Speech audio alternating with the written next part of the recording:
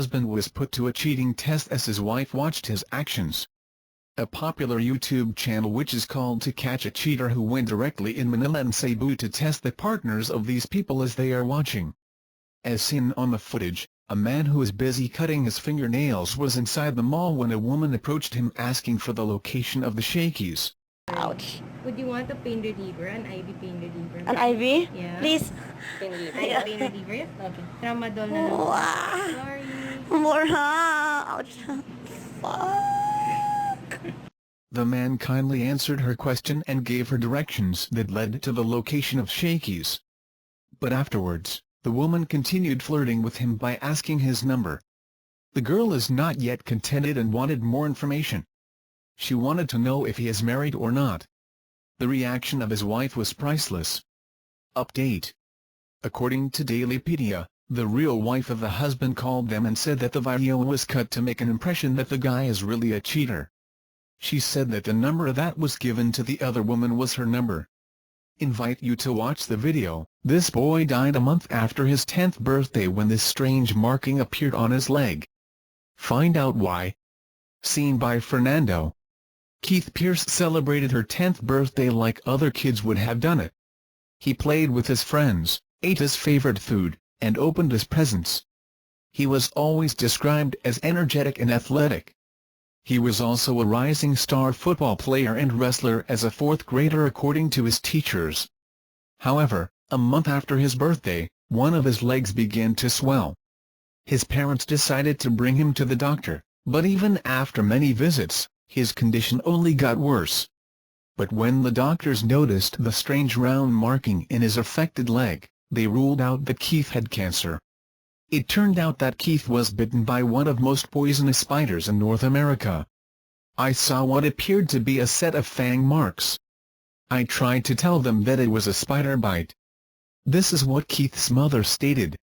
Keith was taken then to St. Vincent so he can be treated with strong 4 antibiotics. But it was too late. 2 days later, sepsis, or the poisoning of the blood, sets in. The doctors tried to perform emergency surgery, but Keith never worked out. Keith passed away less than 24 hours later, 1 month and 4 days after his 10th birthday. Keith's mother shared emotionally. This is a caution to all to be careful around bushy areas or where spiders might be thriving. Many poisonous spiders are around and might bite you. If ever bitten, wash the wound with hot and soapy water and put a cold compress. Contact your doctors immediately once the wound persists. Invite you to watch the video.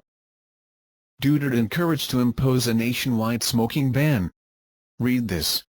Nuevo Association of the Philippines, NVAP, a cancer prevention, person with disabilities, PWD, and tobacco control advocacy local group encouraged President Rodrigo Duterte to impose a nationwide smoking ban.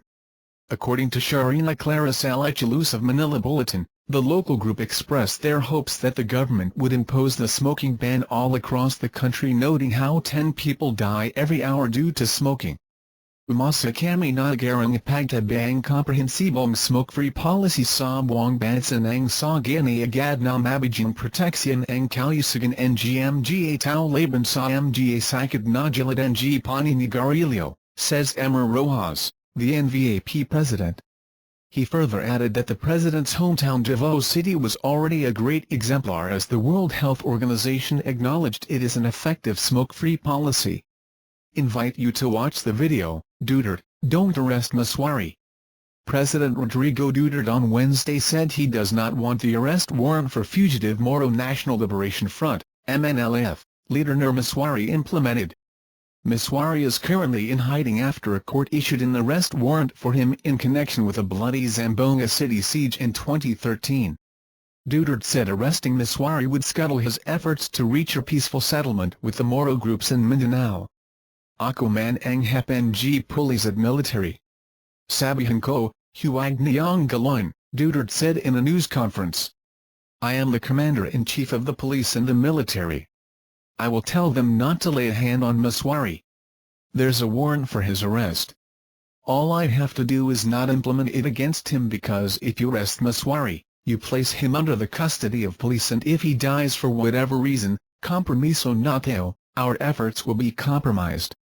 He said any adversarial act towards Mswari would result in conflagration as he is the only known leader who has the influence and stature among Moro rebels. He also assured Mswari in a phone conversation last night that he won't be arrested. I told him, "Nur, I have no intention of detaining you or placing you in the custody of government.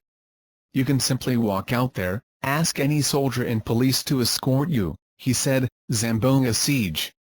Mswari led the siege in 2013 to protest the decision of the government of then-President Benigno Aquino III to hold talks with MNLF's renegade group, the Moro Islamic Liberation Front, MILF. The Mswari faction of the MNLF accused the government of abrogating its agreements with the group when it held negotiations with the MILF, which led to the creation of the Comprehensive Agreement on the Bangsamoro, a botched anti-terrorism operation where alleged MILF fighters killed elite cops in January 2015 scuttled the passage of the Bangsamoro Basic Law, the enabling law of the CAB. The Duterte government is now in the process of consolidating all agreements with all Moro groups to finally achieve peace in southern Philippines. Invite you to watch the video.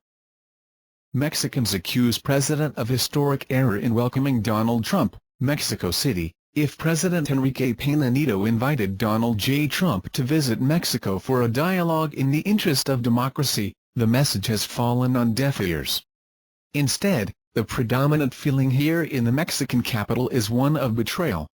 "It's a historic error," said Enrique Krause, a well-known historian. "You confront tyrants. You don't appease them."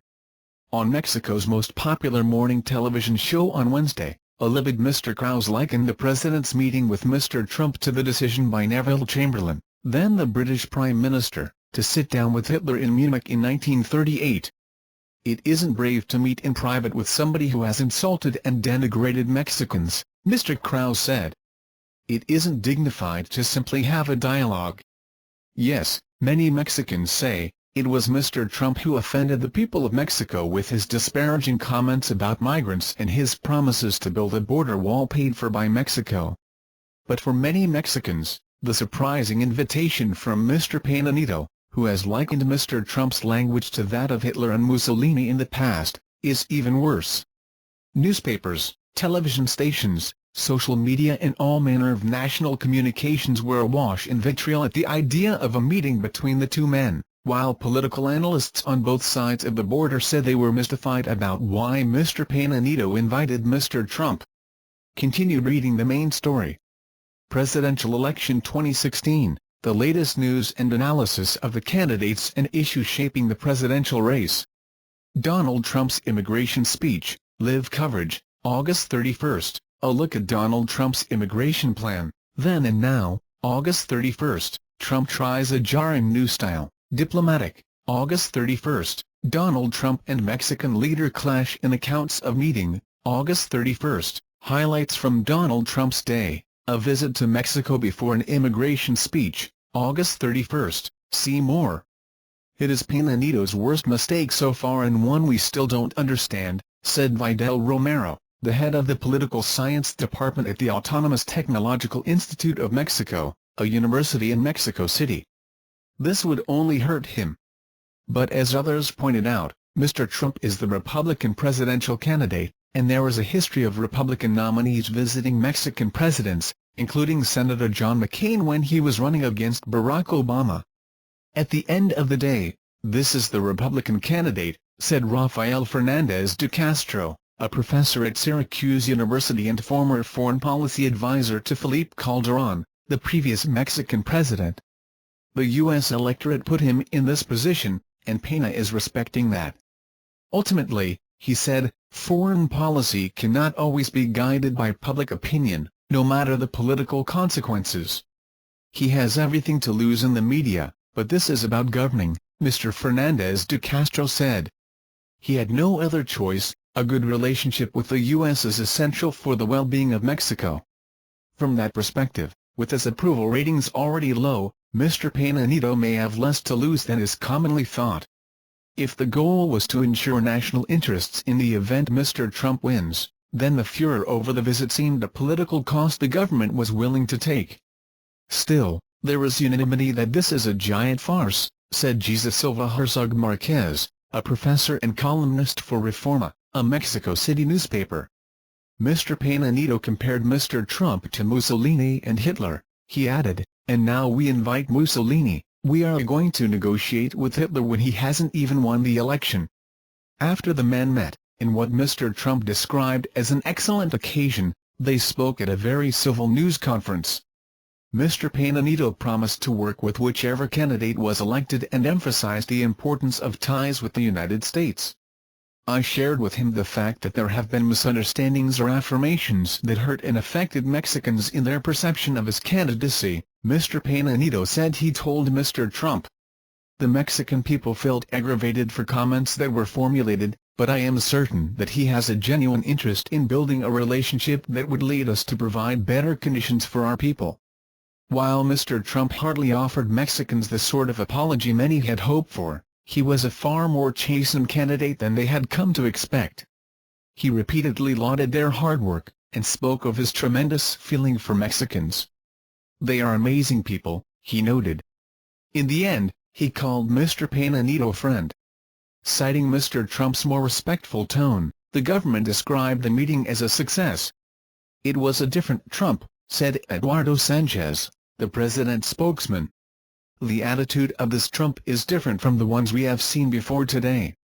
But Shannon K. O'Neill, a Mexico expert at the Council on Foreign Relations in New York, said, "I don't see how that helped Peña Nieto. If the reason Peña was inviting Trump was to stand up to him and show his strength in front of somebody who has attacked Mexicans, then he failed." Other critics were less kind. "To put it mildly, I think it was the biggest humiliation a Mexican president has suffered on his own territory in the last 50 years, said Esteban Alades, editor of Nexos, a magazine in Mexico. He not only managed to make Donald Trump look presidential, which is an incredibly hard thing to do, he managed to forgive Donald Trump even though he didn't actually offer an apology in the first place.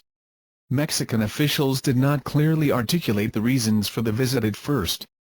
Later, in a press release, the president explained the rationale for the meeting as being in the interest of democracy and to create a dialogue. In his remarks, Mr. Peña Nieto suggested that he wanted to fortify the nation's ties with his most important global partner, while standing up for Mexico at the same time. "I also made him notice and feel the great responsibility I have as President of Mexico, to defend the Mexican people, both those who are here and abroad," Mr. Peña Nieto said after the meeting. Some argued that the invitation was a distraction from the domestic problems that have gnawed at the president. Violence is rising, new scandals seem to emerge regularly, and the impunity that lies at the heart of discord in Mexico remains undisturbed. Most recently, the president was accused of plagiarizing a third of his law school thesis, which his office explained as an error in citation. Others were not convinced by that explanation, contending meeting with Mr. Trump hardly made the other problems go away. "I do not see this as a distraction to his problems. The visit will only add to the problems he faces in Mexico," said Jason Marchek, a director in the Atlantic Council's Adrian ARSHT Latin America Center, a research center. Donald Trump will come out of this meeting carrying the message of the meeting. He will use Peña Nieto as a political pawn in his campaign, he added.